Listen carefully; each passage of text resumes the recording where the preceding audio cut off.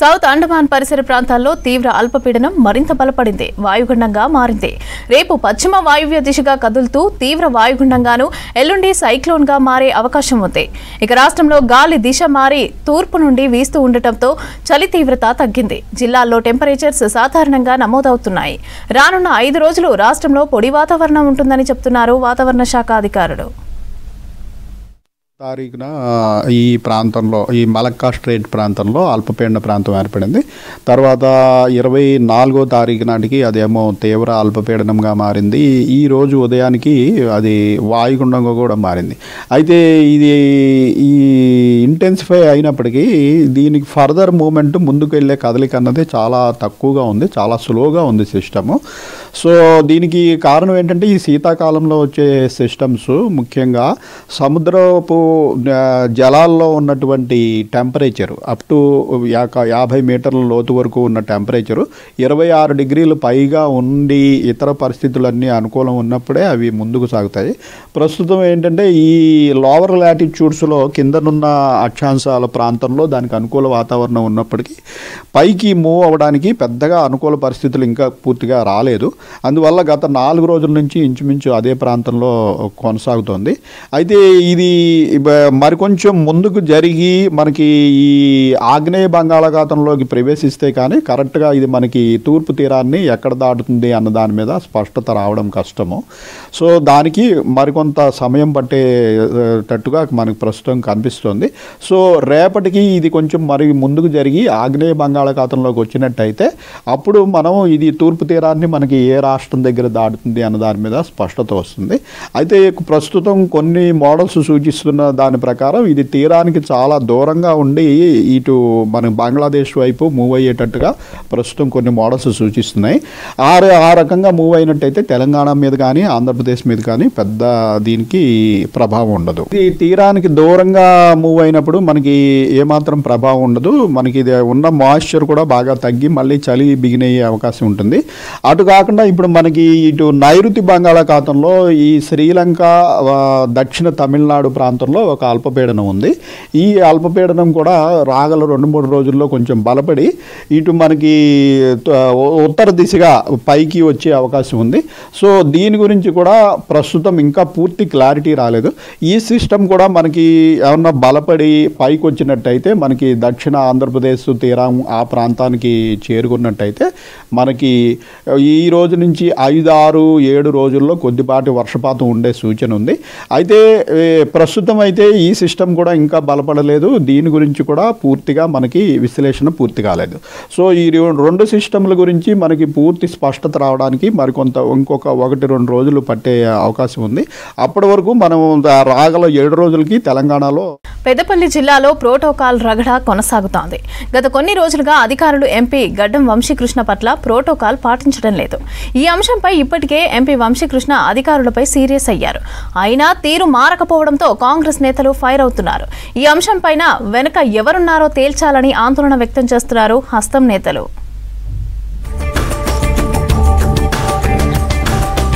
Peddapalli Congress MP గడ్డం వంశీకృష్ణ పట్ల అధికారుల తీరుపై ఆగ్రహం వ్యక్తం చేస్తున్నారు కాంగ్రెస్ నేతలు. ప్రోటోకాల్ను విస్మరించడంపై నిప్పులు చెరుగుతున్నారు. ఈ అంశంపై ఇప్పటికే ఎంపీ వంశీకృష్ణ సీరియస్ అయ్యారు.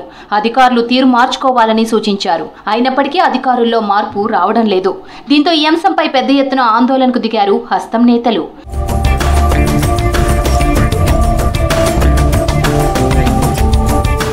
పెద్దపల్లి కాంగ్రెస్ ఎంపీ గడ్డం వంశీకృష్ణ పట్ల జిల్లా యంత్రాంగం ప్రోటోకాల్ను విస్మరిస్తోందన్నారు పార్టీ సీనియర్ నాయకులు సజ్జాద్, బండారి సునీల్. ఎంపీ గడ్డం వంశీకృష్ణ కార్యకలాపాలపై కొందరు జిల్లా అధికారులు నిర్లక్ష్యం చేస్తున్నారన్నారు.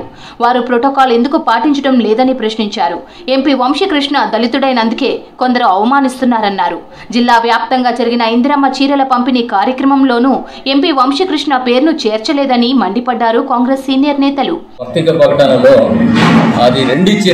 మొదటి పత్రికలో గౌరవనీయులు స్థానిక ఎంపీ గారి పేరు లేదు. ఎందుకంటే ప్రజల చేత ఎన్నుకోబడినటువంటి వారు, ప్రజలందరి చేత ఓటర్ల ద్వారా ఎన్నుకోబడినటువంటి వారు అందరినీ సమానంగా చూడవలసిన బాధ్యత గౌరవనీయులైన డిఆర్డీఏ పీడీ గారికి ఉంటుంది, అధికారులందరికీ ఉంటుంది. అట్లానే కలెక్టర్ గారికి కూడా ఉంటుంది.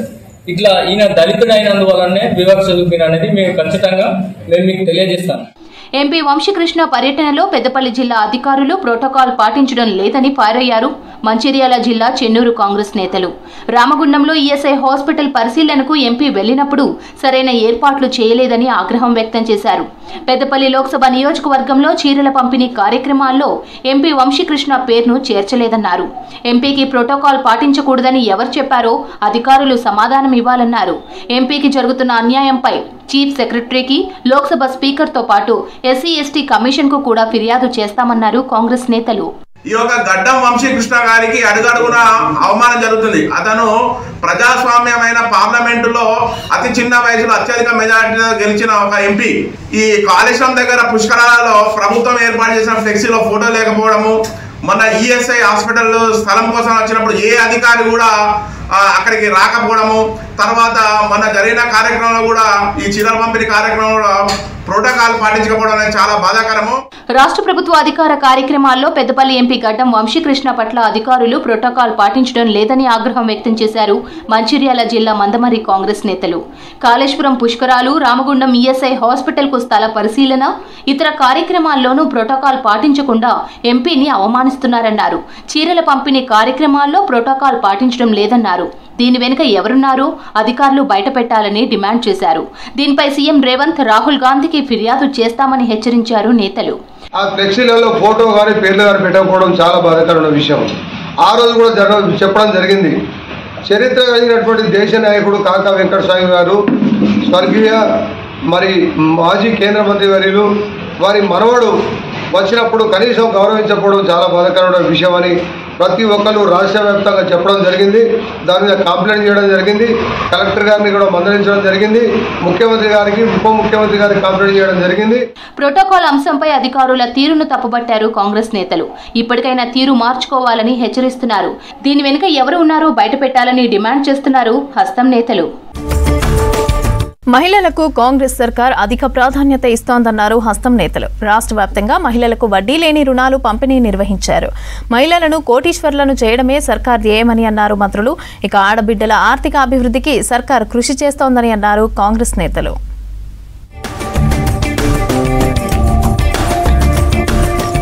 మారుతున్న కాలానికి అనుగుణంగా మహిళలు అన్ని రంగాల్లో రాణించాలన్నారు మంత్రి పొన్నం ప్రభాకర్. 18 సంవత్సరాలు పైబడిన వారందరూ మహిళా సంఘాల్లో చేరి ఆర్థికంగా ఎదగాలన్నారు. హైదరాబాద్లోని మినిస్టర్ క్వార్టర్స్లో హుస్నాబాద్ నియోజకవర్గానికి చెందిన స్వయం సహాయ సంఘాలకు వడ్డీ లేని రుణాల చెక్కులను పంపిణీ చేశారు మంత్రి. 7 మండలాల్లోని 5,329 సంఘాలకు 5,66,16,000 రూపాయలు అందజేశారు. కాంగ్రెస్ సర్కార్ వచ్చాక 304 కోట్ల రూపాయల వడ్డీ లేని రుణాలు మహిళా సంఘాలకు ఇచ్చిందన్నారు పొన్నం. ప్రజాపాలనా ప్రభుత్వం ఆడబిడ్డలు ఆర్థికంగా ఎదగడానికి కృషి చేస్తోందని తెలిపారు. తెలంగాణ రాష్ట్ర ప్రభుత్వం 304 కోట్ల రూపాయలను వడ్డీ లేని రుణాల కింద మహిళా సంఘాలకు ఇచ్చింది. అందులో హుస్నాబాద్ నియోజకవర్గానికి సంబంధించిన 7 మండలాల్లో 5,66,00,000 రూపాయల 16,000 రూపాయలని ఈరోజు మహిళా సంఘాలకు చెక్కు ద్వారా అందజేయడం జరిగింది. మండల వారీగా ఇండస్ట్రీకి లోన్ కావాలన్నా మహిళా సంఘాల దగ్గరికి బ్యాంకర్సే వచ్చి లోన్ ఇచ్చేటువంటి పరిస్థితిలో ఉన్నారు. అన్ని రంగాల్లో మహిళలు రాణించాలనే ఈ ప్రభుత్వ ఆలోచన ప్రకారంగా ఎన్ని కోట్లైనా లోన్ ఇవ్వడానికి సిద్ధంగా ఉంది. 18 సంవత్సరాల నుంచి ప్రతి మహిళను సభ్యులుగా చేర్చుకుంటూ సంఖ్యను పెంచుతూ వాళ్ళకు అవసరమైనటువంటి ఆర్థికంగా ఎదగడానికి ప్రభుత్వం మీకు అన్ని రకాలుగా అండగా ఉంటుంది. మహిళలకు నాణ్యమైన చీరలను అందిస్తున్న ఘనత రేవంత్ సర్కార్దేనన్నారు పీసీసీ చీఫ్ మహేష్ కుమార్ గౌడ్. బీఆర్ఎస్ హయాంలో ఎలాంటి చీరలు ఇచ్చారో అందరికీ తెలుసునన్నారు. మహిళల ఆశీర్వాదంతోనే రాష్ట్రంలో కాంగ్రెస్ పార్టీ అధికారంలోకి వచ్చిందన్నారు మహేష్ కుమార్ గౌడ్. కామారెడ్డి జిల్లా బిక్కనూరులో ప్రభుత్వ సలహాదారు షబీర్ అలీతో కలిసి మహిళా సంఘాలకు వడ్డీ లేని రుణాలను పంపిణీ చేశారు పీసీసీ చీఫ్ మహేష్ కుమార్ గౌడ్. తర్వాత మహిళలకు ఇందిరమ్మ చీరలను అందజేశారు. ఉచిత బస్సు మొదలుకొని ఇవాళ ఇస్తున్నటువంటి వడ్డీ లేని రుణాల వరకు అన్ని సదుపాయాలు మహిళలకు ఇవ్వాలనే ఉద్దేశంతోనే కాంగ్రెస్ ప్రభుత్వం ముందుకు పోతా ఉంది. అప్పుడు ఎలాంటి చీరలు ఇచ్చారు, ఇప్పుడు ఎంత నాణ్యమైన చీరలు, నిజంగా కూడా కట్టుకునే విధంగా ఉన్న చీరలు మీకు పంపిణీ జరుగుతూ ఉంది. ఇలా వడ్డీ లేని రుణాలు దాదాపు 3 కోట్ల పైసలకు వడ్డీ లేని రుణాలు మీకు ఇవాళ ఇవ్వడం జరుగుతూ ఉంది. ఇవాళ బిక్నూరులో మీ అందరితో పాలు పంచుకొని ఈ చెక్కుల పంపిన కార్యక్రమం పాల్గొనే అవకాశం నాకు దొరకడం అదృష్టంగా భావిస్తా ఉన్నాను. మహిళలందరూ ఆర్థికంగా బలంగా ఉండాలన్నారు బెల్లంపల్లి ఎమ్మెల్యే వినోద్ కుమార్. ప్రభుత్వ పథకాలను మహిళలు సద్వినియోగం చేసుకోవాలన్నారు. మంచిర్యాల జిల్లా బెల్లంపల్లి మండలం కన్నాల గ్రామ రైతు వేదికలో స్వయం సహాయక సంఘాలకు వడ్డీ లేని రుణాల పంపిణీ కార్యక్రమంలో పాల్గొన్నారు. మహిళలకు 2,31,12,000 చెక్కులను అందజేశారు. ఈ కార్యక్రమంలో బెల్లంపల్లి సబ్ కలెక్టర్ మనోజ, నేతలు పాల్గొన్నారు. కష్టపడితేనే డబ్బు మన దగ్గర ఉంటుంది. ఇవాళ ప్రభుత్వం ద్వారా మా పెద్దలు రేవంత్ రెడ్డి గారు తీసుకున్న అందరినీ లక్షాధికారులు కరోడపతిని చేయాలని అనే చిత్త ఉద్దేశంతో చెప్పినప్పుడు మీరందరూ పట్టుదల పట్టుకొని మీ ఏ స్కీమ్స్ ఉన్నాయో దాన్ని అర్థం చేసుకొని మా ఉన్న కన్సర్న్ అధికారులతో మీరు తీసుకోండి. ఏ మహిళకైనా కానీ ఏది అవసరం ఉన్నా 1% కూడా మోమాటం పడుతుంది. ఎవరెవరికి ఏమేమి వచ్చినాయి, స్కీమ్లు వచ్చినాయి, వాళ్ళకి బెనిఫిట్స్ ఏమి వచ్చినాయి, సన్న బియ్యము, పెన్షన్లు రకరకాలుగా చేస్తున్నారు. గత 10 ఏళ్లలో అమలు కాని పథకాలు 2 ఏళ్లలో అమలవుతున్నాయని అన్నారు ఎమ్మెల్యే బొజ్జు పటేల్. త్వరలో జరిగే సర్పంచ్ ఎన్నికలతో పాటు స్థానిక ఎన్నికల్లో కాంగ్రెస్ ను గెలిపించాలని అన్నారు బొజ్జు పటేల్. కాంగ్రెస్ హయాంలో మహిళలకు ప్రభుత్వం అధిక ప్రాధాన్యత ఇస్తోందన్నారు. మహిళల కోసం కాంగ్రెస్ ఎన్నో పథకాలు అమలు చేస్తోందన్నారు. త్వరలో అర్హులైన వారికి పింఛన్లు అందించే కార్యక్రమాన్ని కూడా ప్రభుత్వం చేపట్టనుందన్నారు. ఆదిలాబాద్ జిల్లా ఉట్నూర్ తహసీల్దార్ కార్యాలయంలో 100 మందికి కళ్యాణ్ లక్ష్మి, షాదీ ముబారక్ చెక్కులు అందజేశారు ఎమ్మెల్యే బొజ్జు పటేల్. గత 10 ఏళ్లలో బీఆర్ఎస్ మహిళలకు ఏం చేసిందో చెప్పాలని అన్నారు ఎమ్మెల్యే బొజ్జు పటేల్. మేము మహిళా సంఘాలకు మహిళా శక్తి కింద చీరలు ఇచ్చే కార్యక్రమాన్ని స్టార్ట్ చేశాం. కేవలం మహిళా సంఘంలో ఉన్న వాళ్ళు కాదు, మహిళా సంఘంలో లేని వాళ్ళు ఉంటే వాళ్ళని మహిళా సంఘంలో చేర్చి వాళ్ళకు కూడా ఇవ్వమని చెప్పడం జరిగింది. అదేవిధంగా ఒక కుటుంబంలో ఒక్కరికే కాదు, ఒక కుటుంబంలో 5 సభ్యులైనా ఆ 5 కూడా చీరలు ఇస్తున్నాం. 10 ఏళ్ల బీఆర్ఎస్ పాలనలో మహిళలను ఏమాత్రం పట్టించుకోలేదని విమర్శించారు భువనగిరి ఎమ్మెల్యే కుంభం అనిల్ కుమార్ రెడ్డి. ప్రజాప్రభుత్వ హయాంలో మహిళలకు వడ్డీ లేని రుణాలు ఇస్తున్నట్లు చెప్పారు. యాదాద్రి భువనగిరి జిల్లా రాయగిరిలోని ఐకేపీ గ్రూప్లకు వడ్డీ లేని రుణాల చెక్కులు అందజేశారు ఎమ్మెల్యే అనిల్ కుమార్ రెడ్డి. ఈ కార్యక్రమంలో కలెక్టర్ హనుమంతరావు, కాంగ్రెస్ నేతలు పాల్గొన్నారు. గత 10 ఏళ్లలో టీఆర్ఎస్ ప్రభుత్వం పావులా వడ్డీ కూడా మర్చిపోయింది, పావులా వడ్డీ కూడా ఇయ్యలే. ఈరోజు కాంగ్రెస్ ప్రభుత్వం వచ్చినాక మరి పావుల వడ్డీ కాదు కదా, అసలు వడ్డీనే లేకుండా మహిళలకు వడ్డీ లేని రుణాలు ఇచ్చే కార్యక్రమం కాంగ్రెస్ ప్రభుత్వం చేపట్టింది. అందులో భాగంగా గత అక్టోబర్ నుంచి, అంటే 24 అక్టోబర్ నుంచి 25 మార్చి వరకు ఒక్క భువనగిరి నియోజకవర్గానికే 5,65,00,000 రూపాయలు మహిళల అకౌంట్లలో చేరవేసే కార్యక్రమం ఈరోజు వాళ్ళకు చెక్కు ఇచ్చే కార్యక్రమం ఈరోజు చేసినాం. జగిత్యాల జిల్లా కోరుట్ల మండలం ఐలాపూర్ రైతు వేదికలో మహిళలకు వడ్డీ లేని రుణాల పంపిణీ కార్యక్రమం జరిగింది. సీఎం రేవంత్ రెడ్డి పాలనపై సంతోషం వ్యక్తం చేశారు మహిళలు. సీఎం అమలు చేస్తున్న పథకాలతో ఎంతో లబ్ధి పొందుతున్నామని చెప్పారు. ఇప్పటి వరకు వడ్డీలు కడుతూ ఇబ్బందులు పడ్డ తమకు వడ్డీ లేకుండా అప్పులు ఇవ్వడం ఆనందంగా ఉందన్నారు మహిళలు. వడ్డీ లేని రుణం ఇవ్వడమే కాకుండా ఇందిరా మహిళా శక్తి పథకం కింద 18 పథకాలను మాకు ప్రభుత్వం ఇచ్చింది. వాటిలో భాగంగానే milk parlour, beauty parlour, paddy మరియు మదర్ యూనిట్ ఇలాంటి ఎన్నో కార్యక్రమాల ద్వారా మాకు టీచింగ్, యూనిఫామ్ టీచింగ్ చేసుకోవడం వల్ల మాకు ఎంతో ఆదాయం వస్తుంది. మాకు వడ్డీ లేని రుణం వర్తిస్తుంది. ఈ ప్రభుత్వం వచ్చిన నుంచి మాకు మా మహిళలను ప్రత్యేకంగా గుర్తించి అనేక విధాలుగా లబ్ధి పొందే పనులు కూడా మాకు చేకూరుస్తున్నారు. వడ్డీ లేని రుణం ఉంటే 10 మంది ఒక సంఘంగా కూడితే మాకు 20 లక్షల లోన్ ఇస్తున్నారు. మా మహిళల మీద గవర్నమెంట్కు నమ్మకం కలిగింది. మహిళలను ఆర్థికంగా బలంగా ఉండేలా చేయడమే కాంగ్రెస్ సర్కార్ ముఖ్య ఉద్దేశమని అన్నారు హస్తం నేతలు. ప్రజాప్రభుత్వంలో మహిళలకు అధిక ప్రాధాన్యతనిస్తున్నట్లు తెలిపారు. ఎన్నికల షెడ్యూల్ అనౌన్స్ చేశాము. అయితే కొన్ని కారణాల వలన అక్టోబర్ 9న స్టే విధించడం జరిగింది, మీ అందరికీ తెలుసు. మరి ఈరోజు రీనోటిఫికేషన్ కొత్త షెడ్యూల్కు ఇచ్చాము. ఈ వివరాలు మీకు తెలియజేయాలి అని అనుకున్నాము. మీ ద్వారా అందరి ఓటర్స్కి కూడా గ్రామ పంచాయతీ ఎలక్షన్స్ జరగబోతున్నాయి అని తెలియజేసుకుంటూ ఉన్నాను. గ్రామ పంచాయతీలు ఎన్ని ఉన్నాయి, వార్డు వివరాలు ఏంటి, పోలింగ్ స్టేషన్ వారీగా ఎలక్టరల్ రోల్స్ పబ్లిష్ అయినవి ఎక్కడ దొరుకుతాయి, రిజర్వేషన్ వివరాలు కూడా ఉన్నాయా అంటే అవన్నీ కూడా మా వెబ్సైట్లో మీరు చూసుకోవచ్చు. ఈ రోజు నుండి ఎంసీసీ కోడ్ కూడా అమల్లోకి వస్తుంది. మరి గ్రామ పంచాయతీ ఎలక్షన్స్ 3 దఫాలుగా చేయాలని నిర్ణయించడం జరిగింది. ఒక ఫేజ్కు ఇంకొక ఫేజ్కు 2 రోజుల వ్యవధితో ఈ షెడ్యూల్ అన్నది నిర్ణయించడం జరిగింది.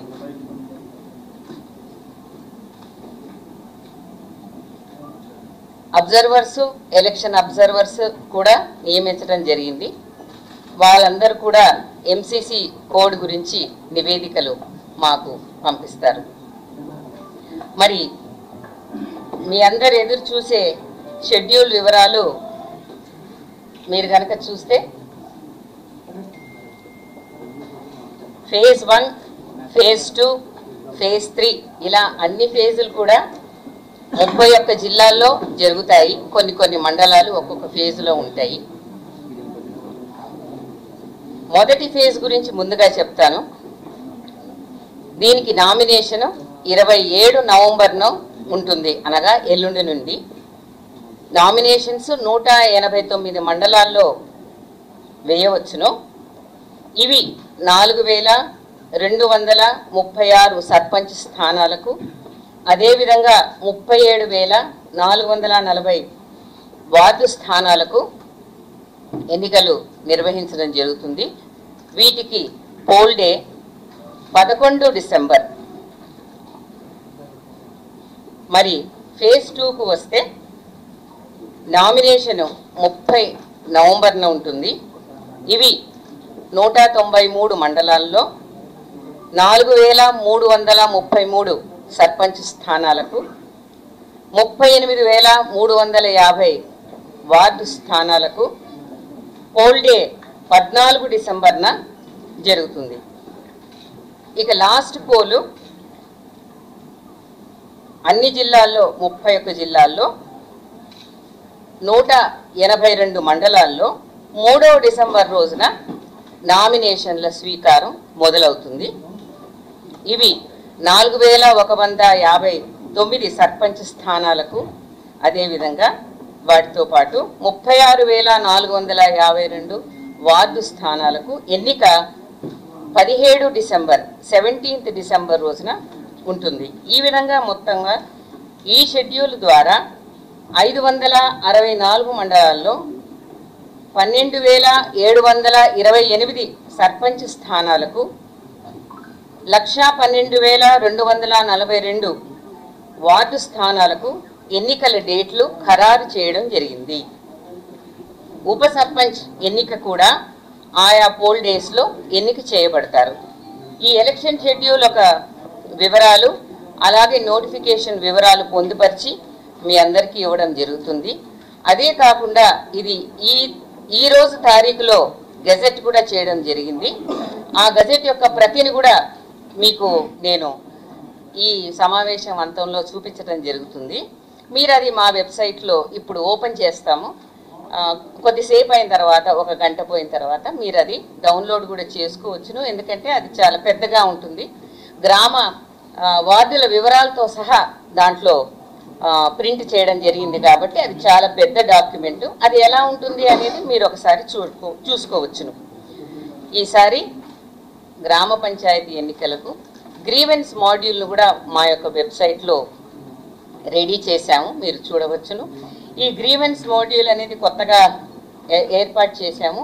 ప్రస్తుతం కొన్ని రోజుల వరకు ఇది మా వెబ్ పోర్టల్ ద్వారా మీరు ఎవరైనా సరే కంప్లైంట్లు ఇచ్చుకోవచ్చును.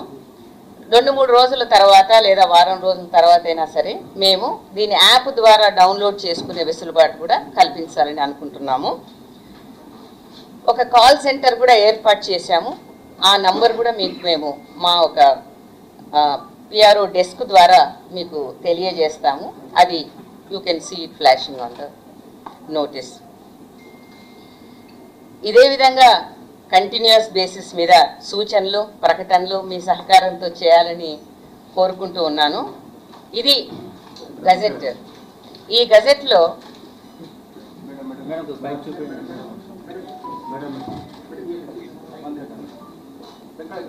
ముందు నేను ఏముందో వివరిస్తాను, తర్వాత మీకు చెప్తాను, సరేనా? సో ఈ నోటిఫికేషన్ ఈ రెండో పేజ్ ఏమో మీకు ఇందాక మేము చూపించినటువంటి షెడ్యూల్ పూర్తి వివరాలు ఉంటాయండి. ఇది తెలుగులో ఇంగ్లీష్లో కూడా ఉంటుంది, మీకు తెలిసిన విషయమే. ఏదైతే అనెక్చర్ 2 ఉంటుందో ఇది రెవెన్యూ డివిజన్ వైజు, అలాగే ఫేజ్ వైజ్గా ఆ రెవెన్యూ డివిజన్లో ఉన్న మండలాలు అలాగే గ్రామ పంచాయతీ స్థానాలతో సహా దీంట్లో పొందుపరిచి ఉంటాయి. కాబట్టి ఇది మీరు చూసుకోవచ్చును. ఇది చాలా వివరంగా కూడా ఉన్నది ఈ గెజెట్. కాకపోతే మీకు ఏ జిల్లా ఇంట్రెస్ట్గా ఉంటుందో ఆ జిల్లాకు సంబంధించిన మాత్రమే మీరు చూసుకోవచ్చును. లేదు మీకు కొంత ఇన్ఫర్మేషన్ మాత్రమే కావాలి అని అనుకుంటే ఒక కాపీ ఈరోజు మీరందరూ చూడాలని తెలుగు వర్షన్ మాత్రమే మీ యొక్క కింద మీకోసం స్పెషల్గా అరేంజ్ చేసినటువంటి పిఆర్ఓ రూమ్లో ఇది పెట్టడం జరుగుతుంది. మా ఆఫీస్ వాళ్ళు మీకు తదనుగుణంగా మీకు సూచనలు ఇవ్వడం కూడా జరుగుతుంది. సో ఈసారి గ్రామ పంచాయతీ ఎలక్షన్స్ మాత్రమే జరుగుతాయి, సర్పంచ్ మరియు వార్డు స్థానాలకు. ఈ అనౌన్స్మెంట్ ద్వారా మీ ద్వారా మొత్తం గ్రామ ఓటర్లకు కూడా సవినయంగా అందరూ తమ ఓటు హక్కును వినియోగించుకోవాలని, ఫ్రీ అండ్ ఫెయిర్ ఎలక్షన్స్కి సహకరించాలని కోరుకుంటూ సెలవు తీసుకుంటున్నాను. జై Hind.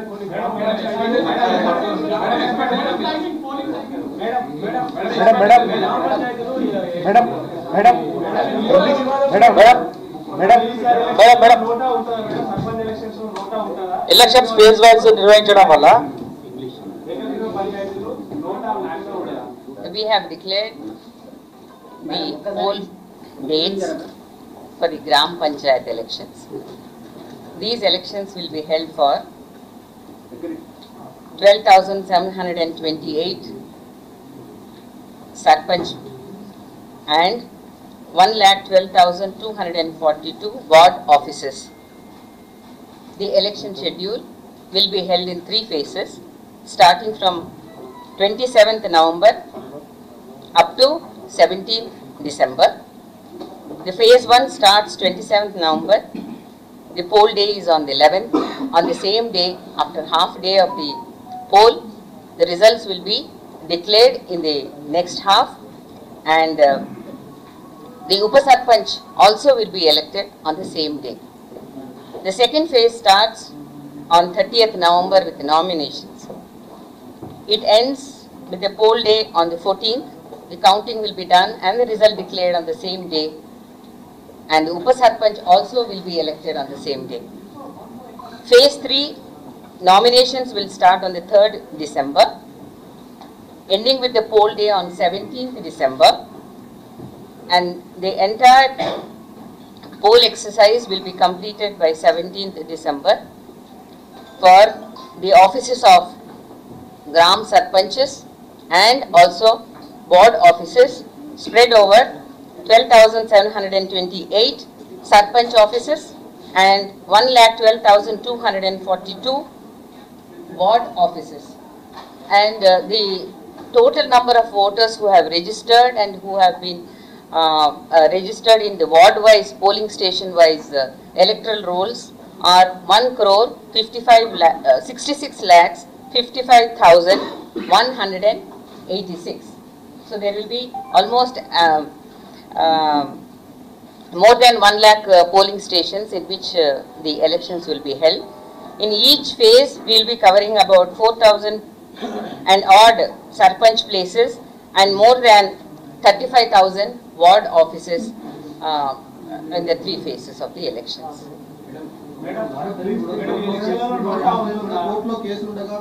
Nota will be there on the ballot paper. Yes.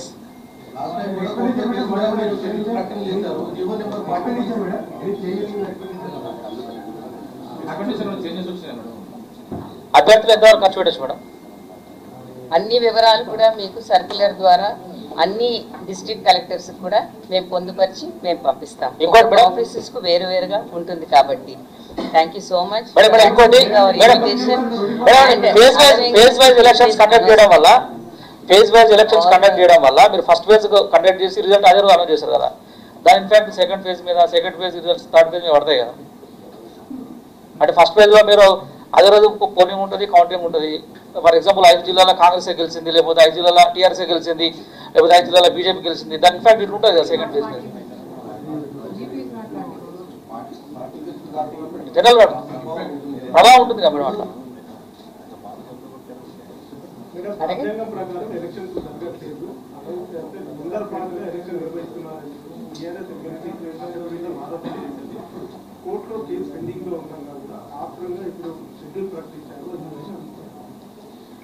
Elections అన్నవి నిర్వహించాల్సిన బాధ్యత మాకున్నది. ఏ ఆఫీసెస్కి అయితే టర్మ్ అయిపోయిందో ఆ టర్మ్ అయిపోయిన ఆఫీసెస్కు మేము నిర్వహించవలసినటువంటి బాధ్యత మాపై ఉన్నది కాబట్టి అదే విధంగా ఇవ్వడం జరిగింది. ఎలక్షన్ ఎన్నో రకాలైన కారణాలు అండ్ అడ్మినిస్ట్రేటివ్ సౌలభ్యం, లాజిస్టిక్ సౌలభ్యం కోసం ఫేజ్ వైజ్గా నిర్వర్తించడం జరుగుతుంది. ఎంసీసీ కోడ్ కూడా ఉంటుంది. అదేవిధంగా బందోబస్తు ఇంకా ఎలక్షన్ విధుల్లో కూడా ఎంతోమంది స్టాఫ్ ఇన్వాల్వ్ అయి ఉంటారు కాబట్టి ఫెయిర్ అండ్ ఫ్రీ ఎలక్షన్స్కి అందరూ ఓటర్స్ మాతో సహకరిస్తారని మేము ఆశిస్తూ సెలవు తీసుకుంటాం. మధ్యాహ్నం 1 గంట వరకు గ్రామ పంచాయతీ ఎన్నికలైతే జరగనున్నాయి. అదే రోజు మధ్యాహ్నం 2 గంటల నుంచి కౌంటింగ్ చేసి ఫలితాలు ప్రకటించనున్నారు.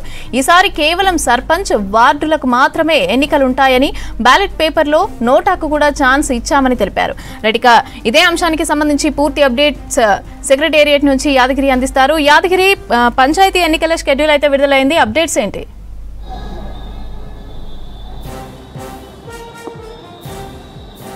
మమత, కొద్దిసేపటి క్రితమే సర్పంచ్ ఎన్నికలకు సంబంధించినటువంటి షెడ్యూల్ను రాష్ట్ర ఎన్నికల సంఘం విడుదల చేసింది. అయితే ఈసారి జరిగే ఈ నోటిఫికేషన్లో కేవలం ఒక సర్పంచ్కు సంబంధించినటువంటి ఎన్నికలు మాత్రమే, సర్పంచ్ వార్డు సభ్యులకు సంబంధించినటువంటి ఎన్నికలు మాత్రమే జరగనున్నాయి. ఇక దీనికి సంబంధించినటువంటి షెడ్యూల్ కూడా కొద్దిసేపటి క్రితమే రాష్ట్ర ఎన్నికల సంఘం ప్రకటించింది. అయితే దీనికి ఈ ఎన్నికల నిర్వహణకు సంబంధించి కూడా ఇక ఇవాల్టి నుంచే ఈ కోడ్ అనేది అమల్లోకి రాబోతుంది. ఇక ఈ సర్పంచ్ ఎన్నికలకు సంబంధించి మొత్తం 3 విడతల్లో ఈ ఎన్నికలు నిర్వహించనున్నారు. ఈ 3 విడతలకు సంబంధించి కూడా మొదటి విడత డిసెంబర్ 11, తర్వాత రెండో విడత 14న, మూడో విడత 17న ఈ ఎన్నికలు నిర్వహించనున్నారు. అయితే ఈ 3 విడతల్లో నిర్వహిస్తున్నప్పటికీ ఇందులో 1-2 రోజుల గ్యాప్ మాత్రమే, ఒక విడతకు మరో విడతకు 2 రోజుల గ్యాప్ మాత్రమే ఉన్నది. ఆ తర్వాత 3 విడతల్లో మొత్తం ఎక్కడ కూడా ఇబ్బంది కాకుండా ఎన్నికలు నిర్వహించే విధంగా ఎన్నికల సంఘం ఇప్పటికే ఏర్పాట్లన్నీ కూడా చేసింది. ఇక ఈ ఎన్నికల నిర్వహణకు సంబంధించి ఉదయం 7 గంటల నుంచి మధ్యాహ్నం 1 గంట వరకు మాత్రమే ఈ ఎన్నికలు జరుగుతాయి. ఆ తర్వాత మధ్యాహ్నం 2 గంటల నుంచి అదే రోజు ఈ ఎన్నికలకు సంబంధించినటువంటి కౌంటింగ్ కూడా అదే రోజు మధ్యాహ్నం 2 గంటలకు ప్రారంభమైతే ఇక డిక్లరేషన్ కూడా అదే రోజు ఉంటుంది.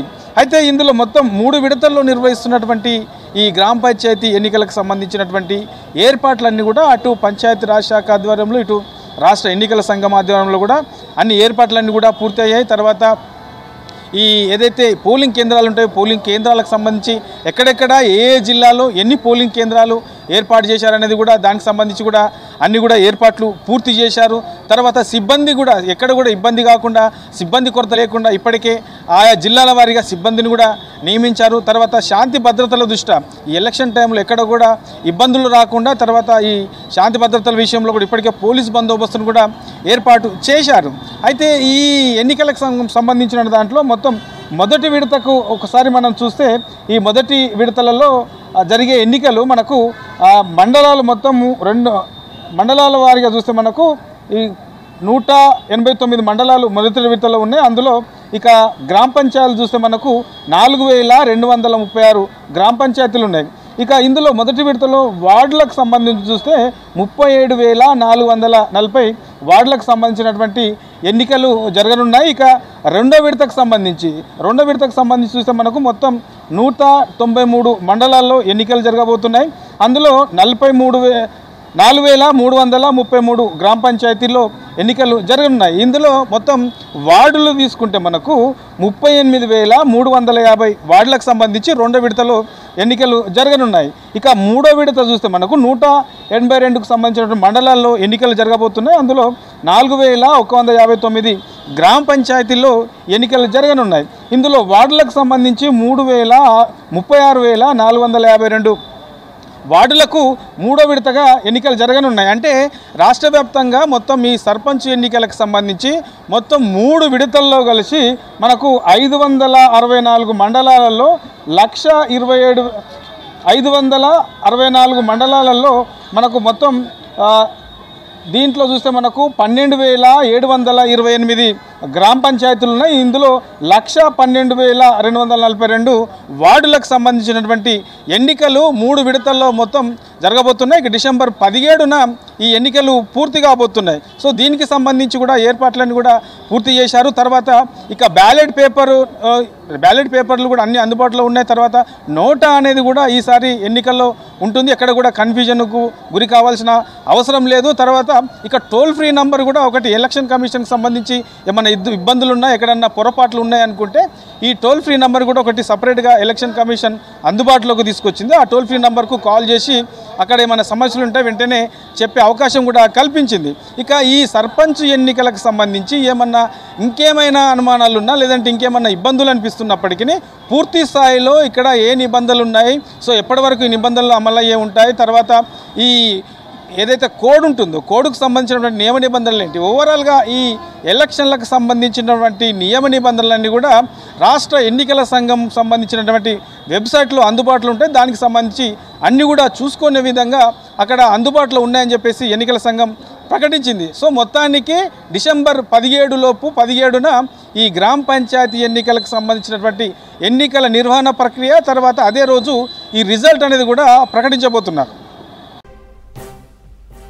ఫస్ట్ ఫేజ్ ఎన్నికలకు 27 నుంచి నామినేషన్లు స్వీకరించనున్నారు. డిసెంబర్ 11న ఫస్ట్ ఫేజ్ ఎన్నికలు జరగనున్నాయి.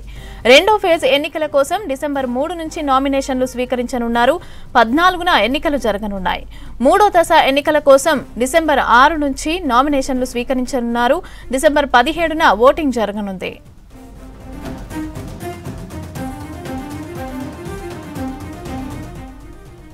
మధ్యాహ్నం 1 గంట వరకు గ్రామ పంచాయతీ ఎన్నికలు జరగనున్నాయి. అదే రోజు మధ్యాహ్నం 2 గంటల నుంచి కౌంటింగ్ చేసి ఫలితాలు ప్రకటించనున్నారు. ఈసారి కేవలం సర్పంచ్ వార్డులకు మాత్రమే ఎన్నికలుంటాయని బ్యాలెట్ పేపర్లో నోటాకు కూడా ఛాన్స్ ఇచ్చామని తెలిపారు. మన గ్రామ ఓటర్లు 1,66,55,186 అక్షరాల. గ్రామ పంచాయతీలు ఎన్ని ఉన్నాయి, వార్డు వివరాలు ఏంటి, పోలింగ్ స్టేషన్ వారీగా ఎలక్టరల్ రోల్స్ పబ్లిష్ అయినవి ఎక్కడ దొరుకుతాయి, రిజర్వేషన్ వివరాలు కూడా ఉన్నాయా అంటే అవన్నీ కూడా మా వెబ్సైట్లో మీరు చూసుకోవచ్చు. ఈ రోజు నుండి ఎంసీసీ కోడ్ కూడా అమల్లోకి వస్తుంది. మరి గ్రామ పంచాయతీ ఎలక్షన్స్ 3 దఫాలుగా చేయాలని నిర్ణయించడం జరిగింది. ఒక ఫేజ్కు ఇంకొక ఫేజ్కు 2 రోజుల వ్యవధితో ఈ షెడ్యూల్ అన్నది నిర్ణయించడం జరిగింది. అబ్జర్వర్స్, ఎలక్షన్ అబ్జర్వర్స్ కూడా నియమించడం జరిగింది. వాళ్ళందరూ కూడా ఎంసీసీ కోడ్ గురించి నివేదికలు మాకు పంపిస్తారు. మరి మీ అందరు ఎదురు చూసే షెడ్యూల్ వివరాలు మీరు కనుక చూస్తే ఫేజ్ 1, ఫేజ్ 2, ఫేజ్ 3 ఇలా అన్ని ఫేజులు కూడా 31 జిల్లాల్లో జరుగుతాయి. కొన్ని మండలాలు ఒక్కొక్క ఫేజ్లో ఉంటాయి. మొదటి ఫేజ్ గురించి ముందుగా చెప్తాను. దీనికి నామినేషన్ 27 నవంబర్ను ఉంటుంది, అనగా ఎల్లుండి నుండి. నామినేషన్స్ 189 మండలాల్లో వేయవచ్చును. ఇవి 4,236 సర్పంచ్ స్థానాలకు, అదేవిధంగా 37,440 వార్డు స్థానాలకు ఎన్నికలు నిర్వహించడం జరుగుతుంది. వీటికి పోల్ డే 11 డిసెంబర్. మరి ఫేజ్ 2కు వస్తే నామినేషన్ 30 నవంబర్న ఉంటుంది. ఇవి 193 మండలాల్లో 4,333 సర్పంచ్ స్థానాలకు, 38,350 వార్డు స్థానాలకు పోల్ డే 14 డిసెంబర్న జరుగుతుంది. ఇక లాస్ట్ పోలు అన్ని జిల్లాల్లో 31 జిల్లాల్లో 182 మండలాల్లో 3వ డిసెంబర్ రోజున నామినేషన్ల స్వీకారం మొదలవుతుంది. ఇవి 4159 సర్పంచ్ స్థానాలకు, అదేవిధంగా వాటితో పాటు 36,452 వార్డు స్థానాలకు ఎన్నిక 17th డిసెంబర్ రోజున ఉంటుంది. ఈ విధంగా మొత్తంగా ఈ షెడ్యూల్ ద్వారా 564 మండలాల్లో 12,728 సర్పంచ్ స్థానాలకు 112,242 వార్డు స్థానాలకు ఎన్నికల డేట్లు ఖరారు చేయడం జరిగింది. ఉప సర్పంచ్ ఎన్నిక కూడా ఆయా పోల్ డేస్లో ఎన్నిక చేయబడతారు. ఈ ఎలక్షన్ షెడ్యూల్ ఒక వివరాలు అలాగే నోటిఫికేషన్ వివరాలు పొందుపరిచి మీ అందరికీ ఇవ్వడం జరుగుతుంది. అదే కాకుండా ఇది ఈ రోజు తారీఖులో గెజెట్ కూడా చేయడం జరిగింది. ఆ గెజెట్ యొక్క ప్రతిని కూడా మీకు నేను ఈ సమావేశం అంతంలో చూపించడం జరుగుతుంది. మీరు అది మా వెబ్సైట్లో ఇప్పుడు ఓపెన్ చేస్తాము. కొద్దిసేపు అయిన తర్వాత, 1 గంట పోయిన తర్వాత మీరు అది డౌన్లోడ్ కూడా చేసుకోవచ్చును. ఎందుకంటే అది చాలా పెద్దగా ఉంటుంది. గ్రామ వార్డుల వివరాలతో సహా దాంట్లో ప్రింట్ చేయడం జరిగింది కాబట్టి అది చాలా పెద్ద డాక్యుమెంట్. అది ఎలా ఉంటుంది అనేది మీరు ఒకసారి చూసుకోవచ్చును. ఈసారి గ్రామ పంచాయతీ ఎన్నికలకు గ్రీవెన్స్ మాడ్యూల్ను కూడా మా యొక్క వెబ్సైట్లో రెడీ చేశాము, మీరు చూడవచ్చును. ఈ గ్రీవెన్స్ మాడ్యూల్ అనేది కొత్తగా ఏర్పాటు చేశాము. ప్రస్తుతం కొన్ని రోజుల వరకు ఇది మా వెబ్ పోర్టల్ ద్వారా మీరు ఎవరైనా సరే కంప్లైంట్లు ఇచ్చుకోవచ్చును. 2-3 రోజుల తర్వాత లేదా వారం రోజుల తర్వాత అయినా సరే మేము దీని యాప్ ద్వారా డౌన్లోడ్ చేసుకునే వెసులుబాటు కూడా కల్పించాలని అనుకుంటున్నాము. ఒక కాల్ సెంటర్ కూడా ఏర్పాటు చేశాము. ఆ నంబర్ కూడా మీకు మేము మా ఒక పిఆర్ఓ డెస్క్ ద్వారా మీకు తెలియజేస్తాము. అది you can see it flashing. కొనుగోలు కేంద్రాల్లో ప్యాడీ డ్రైయర్స్ పై సరైన అవగాహన లేకపోవడంతో రైతులు వాటిని పూర్తి స్థాయిలో వాడుకోలేకపోతున్నారు. తేమ శాతం తగ్గించడం కోసం ప్యాడీ డ్రైయర్స్ ను కొనుగోలు కేంద్రాల్లో ఏర్పాటు చేసింది ప్రభుత్వం. చాలా చోట్ల అవి వాడకపోవడంతో మూలన పడ్డాయి. ఖమ్మం జిల్లాలో ఇదే పరిస్థితి ఉండటంతో ధాన్యం ఆరబోతకు తీవ్ర ఇబ్బందులు పడాల్సి వస్తోందంటున్నారు రైతులు.